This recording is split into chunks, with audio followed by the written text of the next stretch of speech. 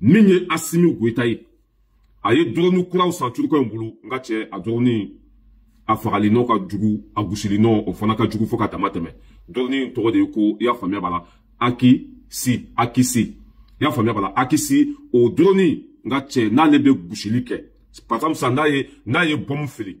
ale bom be yere kedi abe jensenti atoko me nga drone folo no o tekele yede ni puissance fana ka boni oluye par exemple ça na le bom fili ya famille a minye 20 hectares n'oronye 20 hectares dugukolo 20 hectares n'oronye a bombe se ka jensen ya famille la ko bela boko cela veut dire que nan tunye troso gushi folo ni droni ye a do tumbe sapé quoi a do ya famille la bombe tunto du solo a do tumbe boli mais droni mi sana bi na le bombe fili abe jensen de kana damboli made ha ni kera fiye ya famille la abi magosa asimi nunu yo o droni qualité de sang o yo drone sugu de sang parce que au bâton mali magobo de la bi ya famille wala drone folo munu tumbambolo no lu yo gusilike alhamdulillah rabbil alamin abe trop soufora mais ça veut dire que na filairo mina fenfembe oronna abo de fara mais mo chama tumbe sapa yere nyabala nantunye ni drone frappe que nantunya vidéo ira ibe trop sou bolitoye ya famille la cette don soro mais drone qualité mi sana sisa ni ale mugu jugu fili na ye bomu fili a bomu be jensen de kayereke ya famia la minye 20 hectares nyogonye fembo okono a kisebe se ko bela jelenso a kisebe se ko beso ambe Assimi Goïta foka wole nyumando hari bi aka chesiri bara nyuman kelila anga tadoro nebalwa na temena ka boyno ambeta moti jamanaka anya fo bela jelenya ka fo moti konona a fale no jugula yo complice ba de be anyo kuma ke ko keleke alhamdulillah rabbil alamin barabe ka kene anga hakilna ye an kuma kan tara barabe ka kene ye minye anga surasu ye olu de dona moti dugu konona na ka fuyeli ke ngache oye muga ya famia bala muga ya famia bala ani wolonvla muga ni wolonvla o de minena moti kono muga ani wolonvla moti kono dugu minto comment ça s'appelle quartier minto ko comment ça s'appelle Madine Koura ya famia bala quartier minto ko Madine Koura muga ani wolonvla o de minena ye no be complice la no be ka mali janfa no be ka trosu de malika amba fuko alhamdulillah rabbil alamin ni barakera ni kechogo la lafiya bena sisanyen kali alala parce que mali jugu folo a deundo be segaka anga sosu oye fueli damine comment ça s'appelle moti kono tege dara muga ni wolonvla ka muga ni wolonvla yi olu tumbe complice de la olu ni trosu tege tumbe nyogombulu olu ni trosu tumbe baraka nyogon fe olu de tumbe trosu ka mina jugu mara quartier minto ko Madina Koura muga ni wolonvla yi o minana o yoro de la ya famia bala nube ka faso janfa nube ka trosu ka mara fe jugu mara no ni trosu be ka baraka nyogon fe nanga sorasu ka sekere be di trosu ma ni muga no ka baratu nyo ode e wa chama yere fana trosu de tege dara olu kan minye moti kono quartier minto ko Madina Koura muga ni wolonvla minana yi harbi amani anga sorasu fe o ka continuer ka lara wuri ke gawo o fana complice ka chani de gawo kono na complice mimbe mo jugu mimbe ala kele de bada don o ko hakili to gawo kono na fana la ya famia bala no kera o be mo jugu mine comme e mo jugu mine moti kono jugu na la famille nous panga dade ko kantre pende moro mimbe anga constitution kono ni anga fama o tla ko contrôle la ka tla ko sege lula mo ni wolon vla mimbe na moti kono ni o to be complice la no ni trosu to be bara la nyogon fe o ko anga dade ko kantre wala sa o si jugu den kana chaya mali kono bien kala nyina o sendale be bien kala ka uteye mali kala nindu wati nanga surasu be ku yera fara ka jamana sega dambe kono ka ya famila ka trosu kunchu ku dafara e be malien do de soro o de ni trosu tega be nyokombulu abe famia choko e wa be mo bare aw hakilite mo ba fefena e abe sembala e wa be no bala e wa be minena motu kono aw hakilite fefena na u jigi dalen tumbuka ko mo ba udu ku be faso fe au lieu de minana complice la moti kono nous tumbe janfala muga ani wolonvla anga surasu ye tegeda au lieu de ta moti kono moti ka de yere rawdu ni otumbe ka faso janfa ka baraka ni trosu ye ka trosu ka mina mara ka kuna foni du trosu ma anga trosu be janfa chogo otumbo o bara de la alhamdulillah rabbil alamin a bela jele minana ambe anga surasu foku wali nyumandon haribi minya moti ye gawo tumbukutu agolok menaka kɛsali tun ninnu yen bɛɛ falen de mɔgɔ jugu la a ye fuyeli kɛ nin dugu kofɔlɔ ninnu bɛɛ la a bɛ complice minɛ min ka ca ni nin bɛɛ ye ne bolo n'an tɛmɛna ka bɔ yen nɔ an bɛ taa Niger kɔnɔ min ye Niger ye terroriste minnu tun bɛ yen u kumasara i y'a faamuya b'a la ka taa marifa di gouvernement ma u kumasara i y'a faamuya b'a la ka kɛlɛ jigin so a caman bɛ yen nɔ o jigi wari la o jigi tigɛra o jigi misɛra parce que se t'u ye tuguni u dɛmɛbagaw i y'a faamuya b'a la o tɛ se ka na wari d'u ma tuguni Moti kɔnɔ mɔgɔ minnu tun bɛ marifa d'u ma mɔgɔ minnu tun b'u financer olu si tɛ se ka don i y'a faamuya b'a la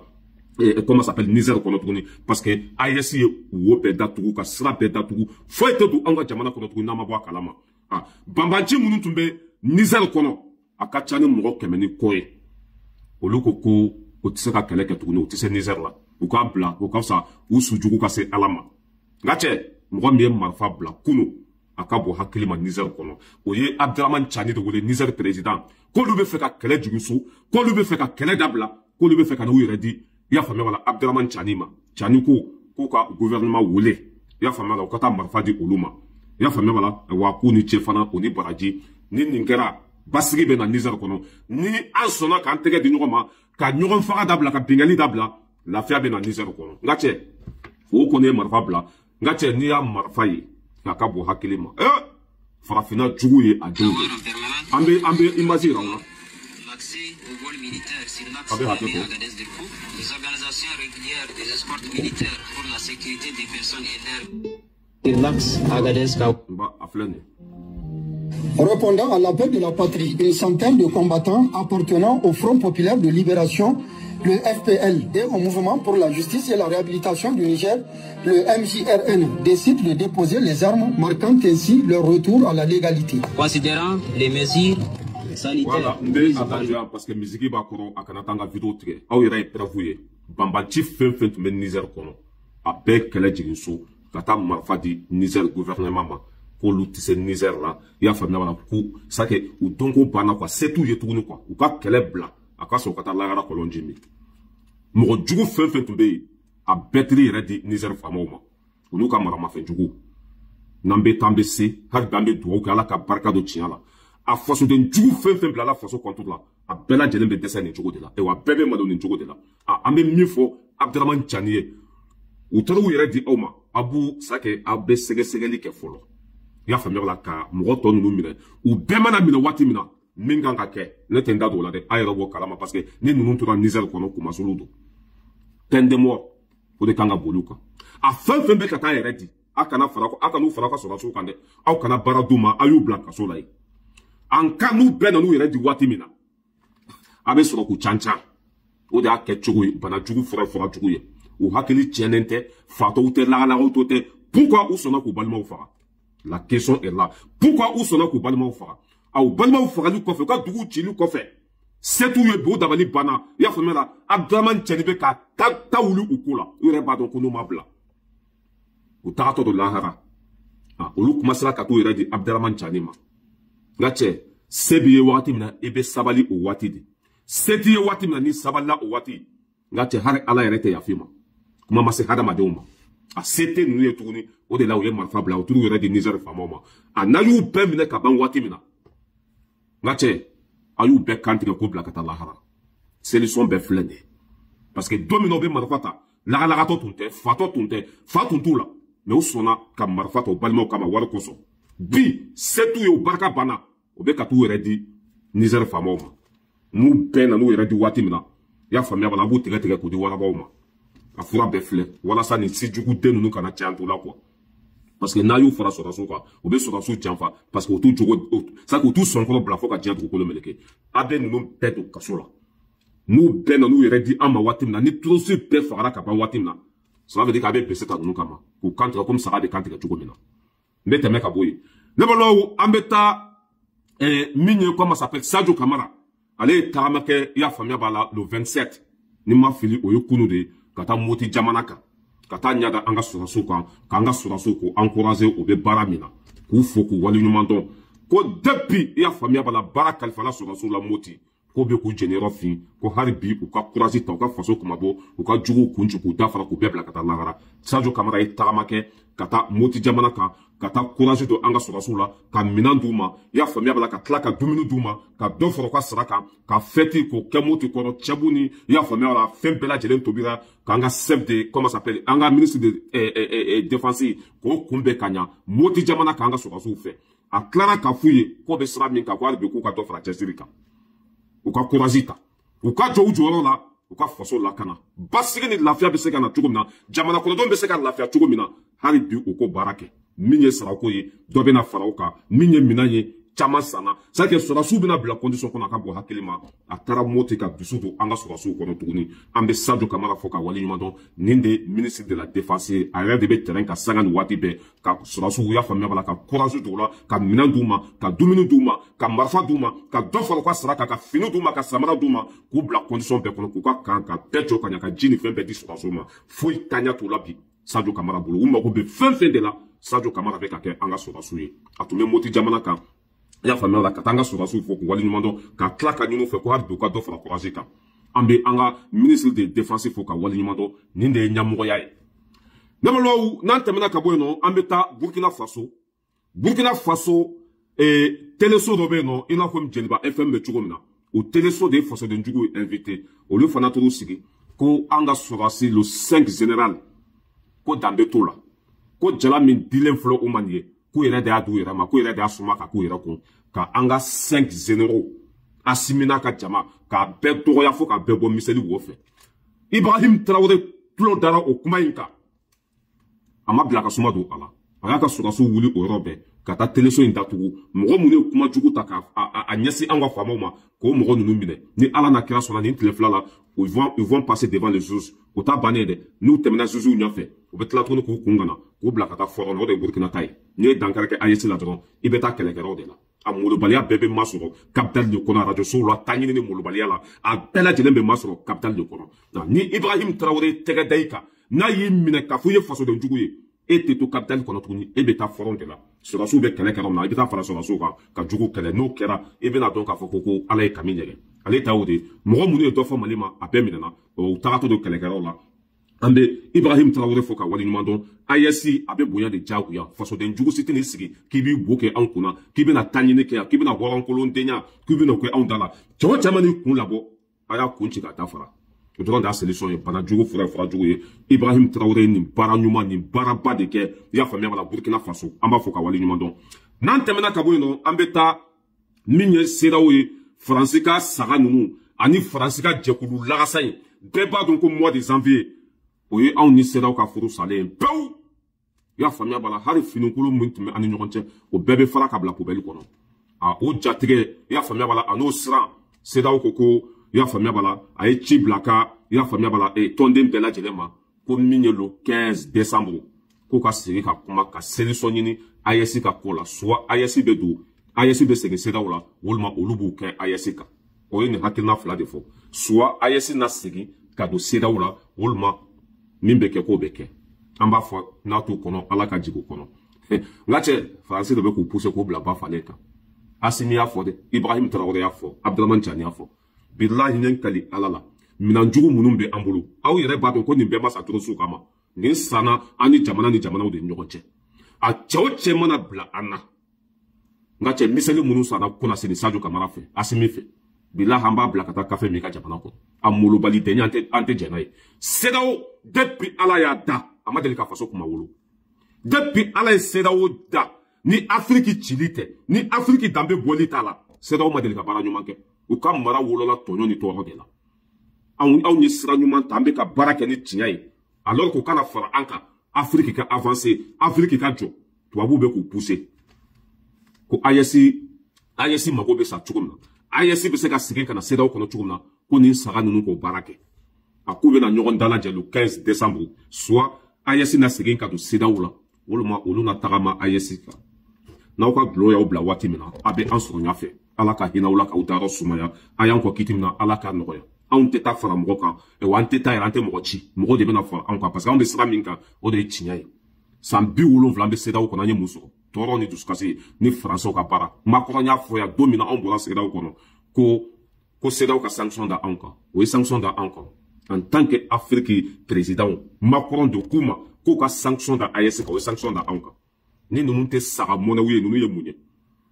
n'an y'an tɔgɔ sɔrɔ cɛw cɛ da kɔnɔ ni cɛw cɛ nana ko an ka segin sedaw la an b'i da farafin tɔn a sɛbɛn an ye bi a cɛw b'an bolo a dusu b'an kɔnɔ bi a ye to aw ka faransi bolo komi saga o y'aw kungoya bolo nɔ mais anw bɛ ka avancer de faransi ye min d'an kan an b'a dɔn faransi taara kadafi faga bɛɛ ɲɛna sedaw ma se ka kuma o tɔɔrɔ de bɛ anw kan bi waati min na an fa n'an baw bɛ ka lafiya ko an tɛ don sedaw la dɛ an bɛ don fo aw ka kulusi de kɔnɔ lagasa ninnu ne ma dɔn an bɛ tɛmɛ ka bɔ yen nɔ an bɛ taa comment s'appelle min ye Sénégali olu bɔra ka mifɛn jugu in i y'a faamuya b'a la a tɔni 200 ni 35 Sénégali bɔra k'o de minɛ mifɛn jugu in sira jugu in min bɛ mɔgɔ kunkolo tiɲɛ min bɛ mɔgɔ kɛ lagalagatɔ ye min bɛ mɔgɔ kɛ fatɔ ye Sénégali bɔra k'o kilo 200 ni 35 de minɛ Sénégali frontière la o tun bɛ fɛ ka don Sénégali ka sɔrɔ k'o kunda AES jamana kan ka taa anw ka denmisɛnninw bɛɛ kɛ dɔrɔn wɛrɛ ye Sénégali ye u bolo da i y'a faamuya b'a la ni mifɛn jugu in kan tɔni 200 ni 35 o de minɛna Sénégaliyɛnw fɛ ni nin tun donna AES kɔnɔ nka cɛ i b'a dɔn a wari tun bɛ bɛn joli ma miliyari comment s'appelle miliyari 100 ani 80 a wari tun bɛ bɛn o de ma miliyari 100 ani 80 a wari tun bɛ bɛn o de ma miliyari 100 ni 80 tɔni 200 ani 305 tɔni 200 ni 35 n'o tun feerela o tun ye miliyari baden de Sénégal ye tɛgɛ da nin bɛɛ kan an bɛ Ousmane Sonko fo ka wali ɲuman dɔn hali bi u ka courage ta n'an bɔra yen nɔ an bɛ na min ye comment s'appelle Sévaré an ka sɔrɔsiw olu de ye kunnafoni sɔrɔ ko Sévaré kɔnɔna na Sévaré dugu dɔ bɛ yen nɔ ko Subugu i y'a faamuya Subugu a Sévaré dugu dɔ bɛ yen nɔ ko Subugu turosiw de tun bɛ o dugu la o bɛ jaka minɛ mɔgɔw la o bɛ impôt minɛ mɔgɔw la o bɛ mɔgɔw ka misiw ta c'est que o tun b'o diya o dugu la quoi kunnafoni taara di an ka sɔrɔsiw ma o ma foyi fɔ o ye drone bila sanfɛ ka surveillance kɛ u yɛrɛ bɛ civiliw cɛla k'u ka baara kɛ nka cɛ o tilara u ka baara la waati min na ni mɔgɔ ninnu nana ka malobɔrɔ i y'a faamuya b'a la malobɔrɔ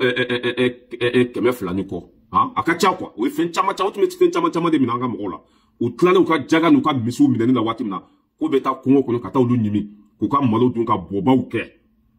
u bɔlen dugu kɔnɔ dɔrɔn an ka sɔrɔsiw o ye mugu jigin u kan i y'a faamuya b'a la mɔgɔ 3 k'o ɲɛnama minɛ mɔgɔ 3 k'o faga tɔ ninnu olu ye i y'a faamuya b'a la o y'u senfa quoi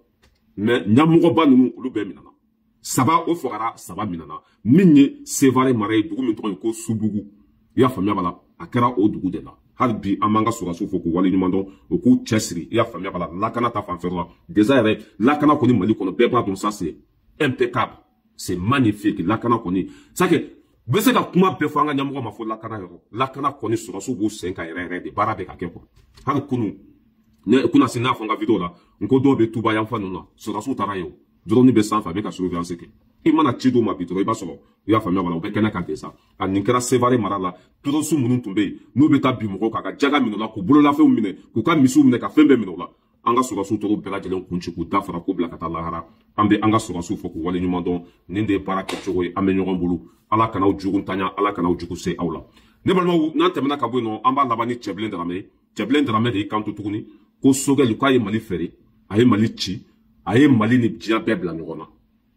ko baara jugu kɛlen kɔfɛ ko Sogɛli bolila ka bɔ gouvernement la Sogɛli bolila ka bɔ i y'a faamuya b'a la nin fanga kɔnɔ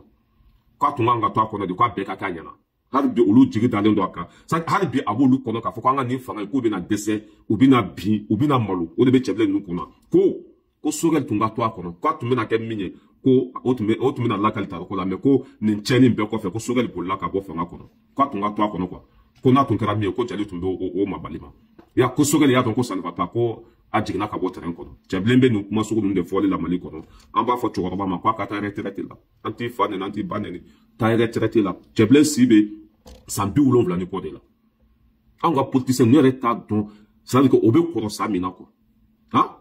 baara kɛ kun ye de i y'a faamuya b'a la ka tila ka lafiya kɔfɛ quoi a ye jamana mara san 63 hɛrɛ ma sɔrɔ aw tile la foyi ka Cɛbilen to IBK ka ministériya la ministre des affaires étrangères Cɛbilen tun y'o de IBK ka gouvernement kɔnɔ n'a nana faransi yan RFI baarakɛla ninnu bɛɛ bɛ baara bila ka tugu Cɛbilen kɔ olu tɛ baara bila gansan ka tugu a kɔ o be fen do de so o kera ne re de nyana cheblenka hôtel kono ina be RFI journaliste fen fen ali France 24 journaliste fen fen nanga ni fama no be bara de pla de katugu no ko o bu ka finu sa o be waru duma be fen be ke no ye tati asimi no to esa o ka jo o den flow nana ko nyajo France nyana ka tia fuye ka France gen ka bo onga jamana kono ka mina sanga di anga suma ka zo mi no kudo kasola herebe mali kono be aka bo hakilima atanto ite sa anga jamana jo aw ye ministre koro sara u be ka di awma ataw aw siga ka jardin kono ka klonge kana u modo unye akanto yanga faso jo mat se ki tleke ka fu bi den tleke de o tse ka ke ki tleke ka fu bi fu fala ki tleke o de tse ka ke mais anga politicien nu mani ro de famia ko si san tunga nga nu so retraite la u date fo ila ku ka sara nyimi ka klonge kana u modo unye mais ni danga be sia ko abedo mutu jago de la ablanta bla ene flan de be nyona be ka pampa surasu nunu olu te kuma de ibe bo fora ka dese ka kule ka dese olu te kuma olu be preuve de nyini nu ye preuve so kana dan kule mate nga cholu bi bla ko nga cheka toni son fly o tu ko flo to mo la me papa o bu tonke tay ibe kuma fo ka dese aye kasola dentan kele ayu bla politicien munu be kasola mo tani kele o ka bla olu te kuma parce que preuve de bolu bolu politicien to mena minke jamana la olu te kuma ame mi fo cheblenye aka doni jigi aka ta retraite la tensa ou be ka ta retraite la tensa fanga ka to ni demsen no bulu wala sa ya fa me bala anga la gini be se ka sabati chukuna aya ke ala kama kira kama ma fen fenye jamana imara kunu ya fa me bala au be ka au dabo maliku akoya be ka ta retraite la tensa aka to anga faso jo jamana ntumba bulu san bi woro ani saba fo ima so ni torote bi malien dembe ko alhamdulillah mali kono ani mali koka parce que fen min ka boni fen pay o yi ka yɛrɛ ma hɔrɔnya de an y'o sɔrɔ fɛn min ka bon ni fɛn bɛɛ o ye bonya de ye bonya bɛ an kan bi aw tilela an tun bɛ komi ɲuguntan fɛn de diɲɛ maaw bolo maliyɛn burkinabé nigérien u yɛrɛ ka kuma ko le pays le plus pauvre du monde o ye anw de kɛ sɛgɛnbagatɔ ye o or que anw ɲɔgɔn faama jamana tɛ diɲɛ kɔnɔ anw ɲɔgɔn banna jamana tɛ diɲɛ kɔnɔ c'est à dire que nin jamana saba o bɛ se ka diɲɛ bɛɛ balo o y'anw de kɛ fantan jamana ye ala ni hasidi tɛ ɲɛ bolo aw tilela bi anw seginna danbe kɔnɔ a y'a kɛ ala kama kira kama ayan to yanga faso jo kuna dira awma se ka tinya fo accidento ye awma se ka faso se ka dambe kono fo aw ye an faso fere de ka menko nko anga soraso tumbe former ni iri mani de iri kurun anga soraso formation tumbe ko ni iri kurun de dambe re kena ka kanga yere fa ade ko wallahi ni ne tumbe nous place là soit je ferme ma gueule ou ma beta tunala ou ma be juro don kana ka yere fa billahi ni nunu ka kewale la segen kana malen do be songa wuli nunu kama ko be kunchuku dafa